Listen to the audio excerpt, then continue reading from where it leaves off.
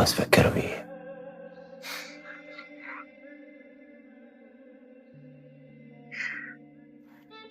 على طاري العباس سلام الله عليه، برأيك ليش الإمام الحسين وافق على طلبه لما قال له أريد أروح أجيب ماي من النهر؟ وليش العدو كان مطبق النهر؟ يعني النتيجة معروفة ونسبة الخطورة عالية، والموافقة بحدها مجازفة. وأنت وأني عسكر ونعرف نسبة الخطورة ممكن توصل 99%، بس تعرف ليش وافق؟ ليش؟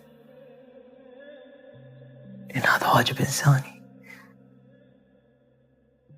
أكو نسوان وأطفال عطشانين بالخيم، لذلك وافق.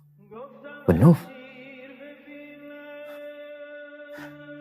تعرف بقية القصة لحد ما رجع واستشهد متعين علي.